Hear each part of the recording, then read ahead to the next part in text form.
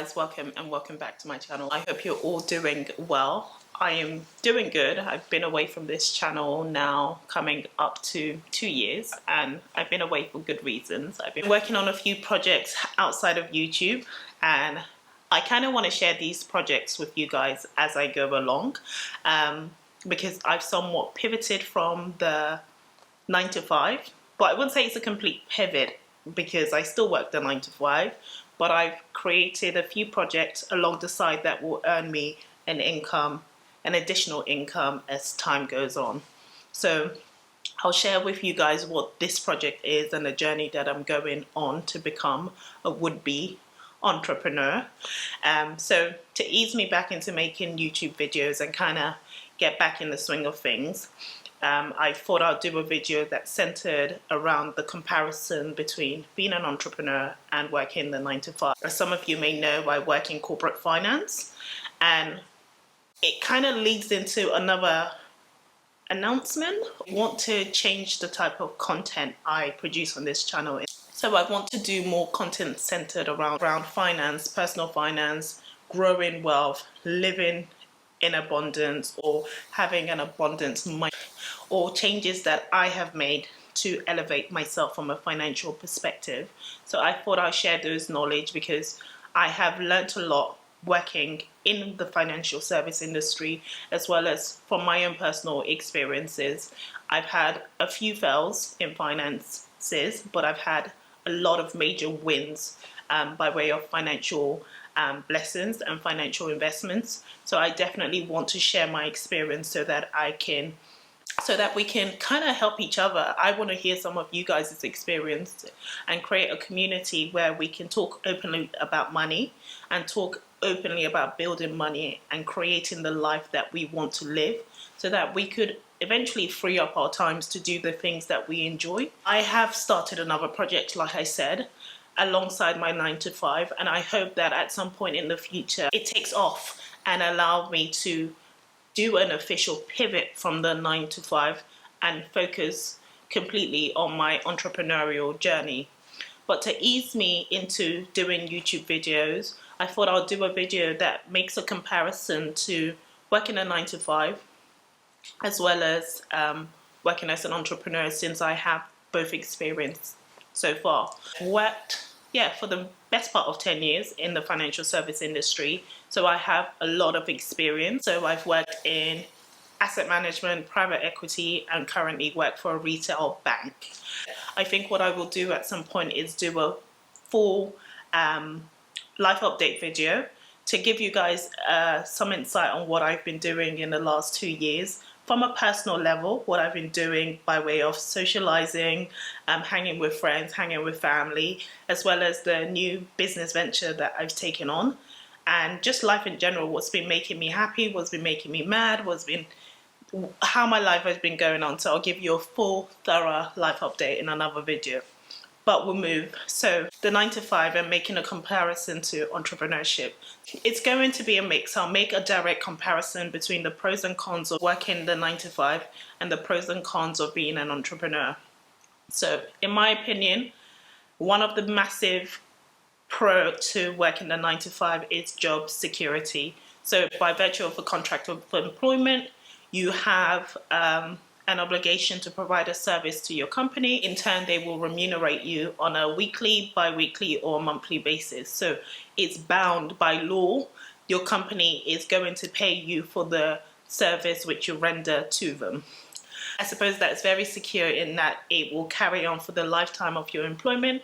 So until you decide that you no longer want to work for the company and you want to move on to doing other things, or move on to another company, and then you have another contract of employment and start the process all over again. The con to security is not everything is secured. So a company's ability to pay you from a month-to-month basis or retain you as an employee is all dependent on their financial viability and how they're doing in the market. So depending on whether there is a degree of market volatility, you might find that the company you work for might experience some financial turbulence. And typically when a firm experiences financial turbulence or go through a financial hardship, they will typically cut their biggest cost. And for most companies, their biggest cost is labor, i.e. your contract of employment, you. And so what they will do is make redundancies and also make like layoffs and all of that. So whilst it's a pro, security is definitely a pro. You have a constant job, you have a stable job. It's all subject to change depending on the financial viability of that particular company. And then we'll apply security for being an entrepreneur. So typically as an entrepreneur, you may not see financial or stability or security in the initial stage of investing in your business. So you will typically, as an entrepreneur, go through a period of deficit where you're pouring time, resources into this business, and you're hoping that at some point you will break even. And once you've broken even, you take it to the next level. There isn't much of stability or security until that break-even point happens and you're now into profit. So compared to your 9 to 5, when you automatically know that money will come in and be generated from a month-to-month basis as a result of you providing your service to the company, as an entrepreneur, you don't know at any point, you don't know the very point that your company or the business that you've been working on will gain traction and break even and start to give you your investment back. But at the point you do get to your break-even point and you start generating additional income, you're more or less set. Typically, your business will start moving on its own. That said, your business will not completely be immune to market volatility. And so it can be the case that when you experience financial turbulence, it takes you right back to ground zero. Most companies that you typically work for, they've built enough financial resources to kind of weather the storm. You might find from an entrepreneurial point of view, because it's such a new business and it's growing and it's still trying to get its foot stabled on the ground, a market volatility may just wipe it out. So the 9 to 5 is definitely more secured than entrepreneurial business, but both businesses are subject to change and are not completely immune to market volatility. So the next one would be what I have titled workplace benefits. So embedded and baked into your contract of employment from a 9 to 5 perspective are certain incentives that will encourage you to work with a particular employer. So pension contribution is one huge one. So by law, your company will pay a percentage of your overall salary into your pension. And in some cases, if you make an additional contribution, your company will have a clause within your contract that says they will match your contribution, which is really good because then you have a nest egg. Once you retire and decide that you no longer want to work, you have this pot of money to live on. Whether that money is enough for you for retirement, that's in another video. We'll cover whether your pension's keeping up with inflation in another video. But as an incentive to work for a company, knowing that they will make a contribution to your retirement is a massive pro. And then there are other incentives such as private healthcare. In the UK, private healthcare is not that much of a big deal as an incentive because our NHS is free. So by virtue of the fact that you pay your tax, you are entitled to a free NHS service. Whether it is as efficient as you would like it to be, that's another story, but you're entitled to free. So you could call up your doctor, book an appointment and be seen completely free of charge. The only thing I would say that is beneficial for having a private healthcare, because I have one, and I know a lot of people who have private healthcare, is there are some treatments, some procedures that are quite unique and quite technical, or some medications that you might need that is capped on the NHS, i.e. they do not pay for those treatments or those medications because of the rigidity or the cost around obtaining this medication that you might find that your private health insurance will cover. And then there's other insurance like dental insurance. In the UK, dental isn't free, so having that coverage provided by your workplace workplace is definitely a pro.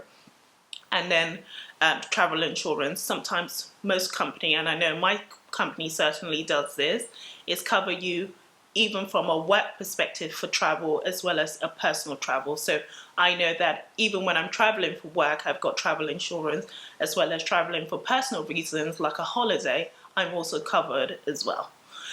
And so flip the workplace incentive for entrepreneurship. As an entrepreneur, the onus and the responsibility falls directly on you to make sure that you have all your various different health covers, pension. You have to make a contribution to your pension. But the pro to being an entrepreneur, if you do it right and you get it right and your business blows up, you typically do not have to worry about a pension pot, because if you have a business that is viable and is doing really well, you might find that the business will generate income for years to come, and the income from that business may even surpass you. So you will have enough for your pension and then build generational wealth for your children's children to enjoy. So depending on how well you do, of course. That's a workplace incentive. The next item I'd say would be structure. So working the 9 to 5 gives you a degree of structure, gives you a routine. You know exactly where you have to be. You know exactly what you're doing from the hours of 9 to 5 from Monday to Friday. And typically it's 9 to 5:30 in most jobs, from Monday to Friday. So you know that whatever activities you have going on the side, you will build it around your 9 to 5. And then you have the weekend to do things that you enjoy doing. So have a reset and start all over again. So if a routine is massive for you or structure is a big deal for you, then the 9 to 5 will be perfect. The downside or the con to having such a rigid routine is sometimes it can be repetitive. So you will likely see that in some cases 2 days are the same. Sometimes 2 weeks are the same, or there are 2 months the same in a calendar year. Some of the work you will do working in a 9 to 5 will be repetitive, but it's all dependent on what you do for work. So if you are an architect, for example, or a surgeon, it will change slightly. So it really all depends on what it is you do for a living that will give you the spontaneity in work. I find working in a corporate financial industry, there are instances where there are 2 days that are similar. So we work with projects and contracts, and we're just kind of seeing a project from start to finish. And then once that project comes to an end, we pick up a new one and follow the process all over again. There'll be some times where we'll have an ad hoc project that takes us into a new direction and therefore gives us a degree of spontaneity, but not common. That's not common. That happens once in a while. So if you live for spontaneity and you'd want to have that adventurous work life to you, I think you might want to push to entrepreneurship, because as an entrepreneur, I don't find that 2 days are the same. Structure when it comes to being an entrepreneur really comes down to you as an individual. You have to manage your time effectively. Otherwise, you find that the day can really fly by and you've done absolutely nothing, or you've been working tirelessly and working around the clock and you've not apportioned any time for yourself to kind of regroup and de-stress to come back at it again. So as much as the 9 to 5 tells you what to do, submit yourself to work from Monday to Friday, 9 to 5 o'clock, and you work within those hours to get your work done. Being an entrepreneur, you need to prioritize what's important, the tasks that you'd like to achieve on a given day, and you need to determine what's more important to prioritize and what's not so important to kind of push to the back of the list. And sometimes you find that what you thought was really important isn't as important as something else, and then midway through working on a task, you have to pull, or another task demands your attention. So the structure part of being an entrepreneur really falls down to you, and you have to have good time management, good discipline to get it all done. I suppose the next one is career growth from the 9 to 5. Everybody's different, and everybody has an idea of what success looks to them. Just making it to the corporate world is somebody's win in their life. That's success to them. And it all depends on you as an individual, what you determine as success.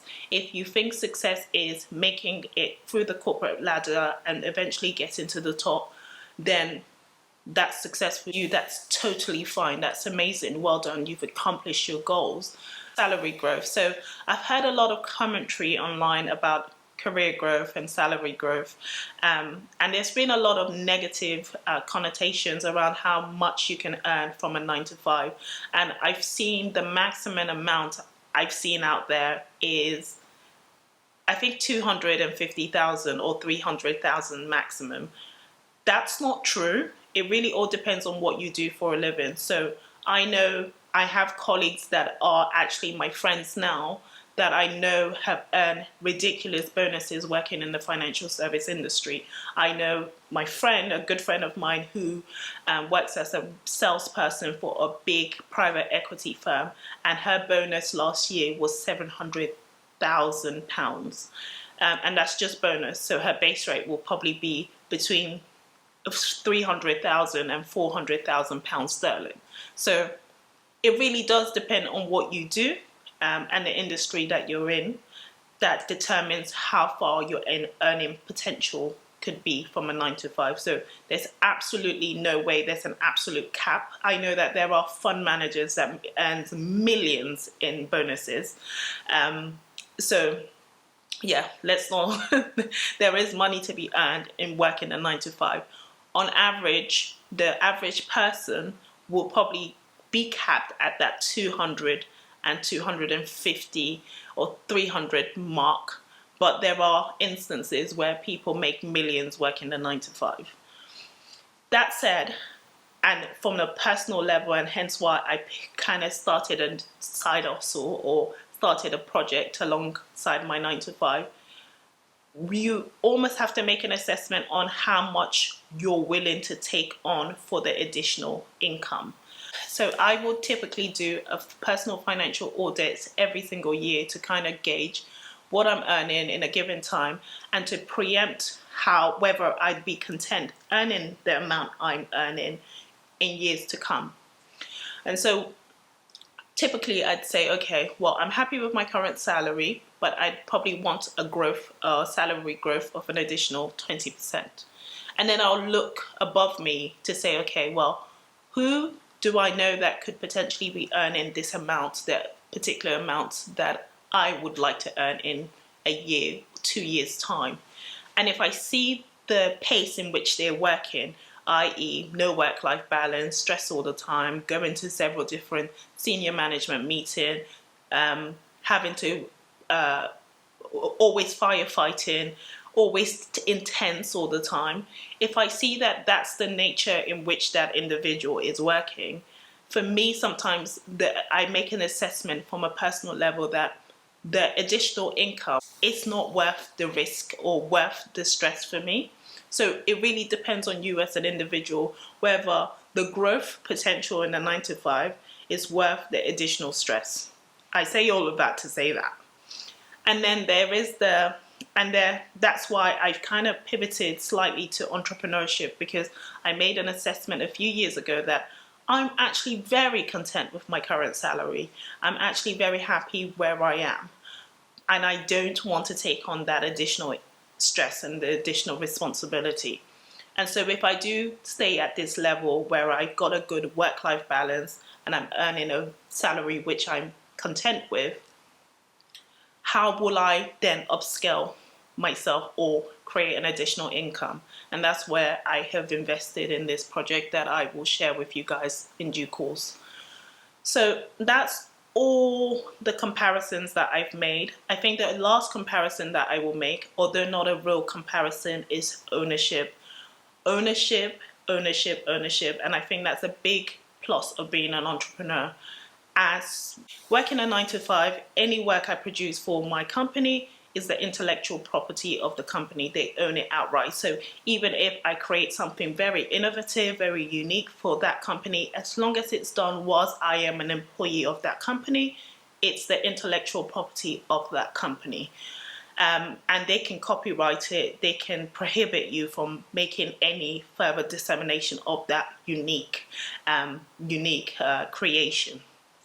So you don't have any ownership. You would never really be the boss of that company, because the person who created that company started as an entrepreneur, pursued their dreams, and then created an empire that a lot of us are now able to work for and enjoy remuneration from it. If you go on and create a business or create an idea or create something completely innovative, something completely new, you own that thing outright. So however well that business goes on to do in the future, that is your business, that's your baby, you've created it. And for years to come, until you decide maybe to sell it off and do something else, that business is yours and yours exclusively. Anyways, guys, thank you for watching my video. I will do a few other finance related videos in time to come.